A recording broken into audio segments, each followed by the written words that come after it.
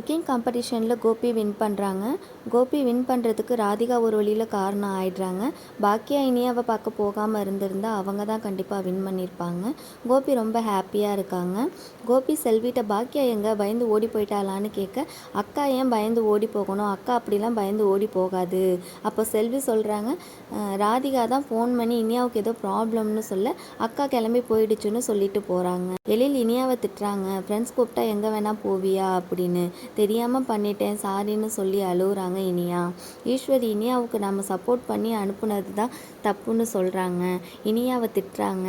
பாக்கியா வராங்க, செல்வி நம்ம தோத்துட்டோங்க்கா, அலங்காரம் சரியாக பண்ணி வைக்காததால் தோற்று போயிட்டோம் அப்படின்னு சொல்ல, தோற்று போயிட்டேன் செல்வி, தோற்று போயிட்டேன், மொத்தமாக தோற்று போயிட்டேன் அப்படின்னு சொல்லிட்டு அலறாங்க. இனியா போய் சாரி கேட்கவும், உன் சாரிலாம் எனக்கு எதுவும் வேணாம் அப்படின்னு சொல்லி கையை தள்ளி விடுறாங்க. இனியாவை அடிக்கிறாங்க. என்ன வேணும் உனக்கு, இதுக்கு மேலேயும் உனக்கு நான் என்ன தான் பண்ணணும், உங்களை நம்பாமல் இருந்தால் என்ன சொல்கிறீங்க, நீங்கள் நம்பியிருந்தால் இதை பண்ணியிருப்போம் அதை பண்ணியிருப்போம், இந்த வானத்தையே ரெண்டாக உடைச்சிருப்போம் அப்படின்லாம் சொல்கிறீங்க.